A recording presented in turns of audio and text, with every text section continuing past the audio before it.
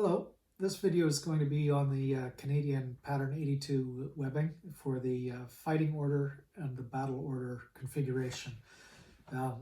These are almost identical, and the most common one to see was the battle order. There's very little difference, and most people would probably end up doing the battle order anyway.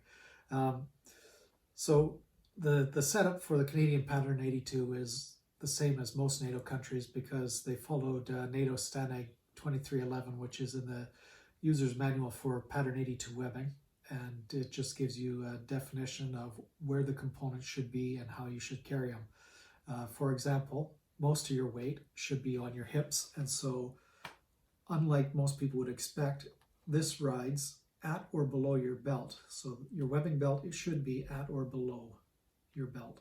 A little bit harder to run with, but for if you're just walking and carrying a load, that is the place that you need it. So to configure your Pattern 82 webbing in the fighting order, these are the components you need.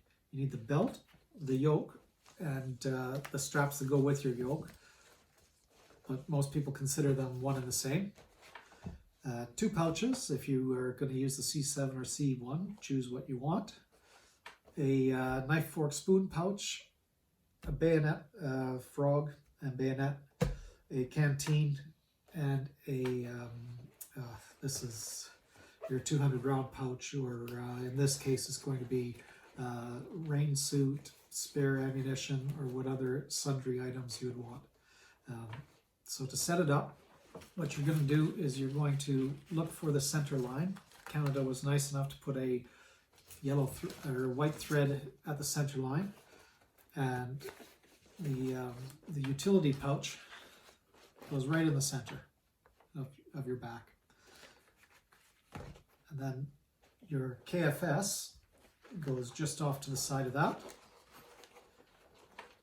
followed by your water pouch, which will end up on that side. Your bayonet slides on and goes on to your left hip. And then you have your two magazine pouches that go on the front.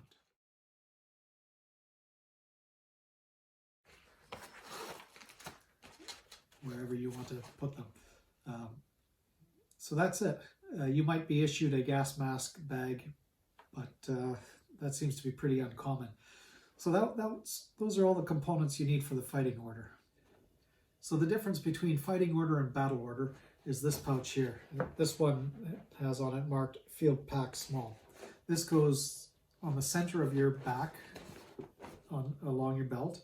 You take off your utility pouch, and according to the Pattern 82 webbing manual, you place this pouch within this pouch. But most cases you see this just slid along your belt to on the left, one place over. And that is the only difference between fighting order and battle order. There are also two other setups for your Pattern 82 webbing.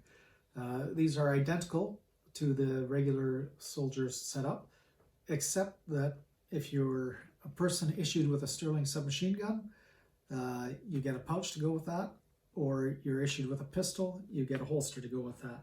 The setup is identical along the pouch with your utility pouch in the center, KFS pouch off to the side, canteen, and then either the Sterling pouch or your holster. You might get some extensions for your shoulder straps that go on the yoke to replace the magazine pouches. Might not be necessary depending on your height, but they are available. So that is how you set up your Pattern 82 webbing for all three configurations of the fighting order and the battle order. The only difference between the two orders really is just where you put your pouch for carrying either 200 rounds of spare ammunition or your rain suit and other spare ammunition. So I think we're done with the Pattern 82, as I've started to sound like a broken record, And if you like this kind of content, let me know in the comments below, and I'll also put in a link to the manual for this pattern of webbing, and I hope you enjoyed the content.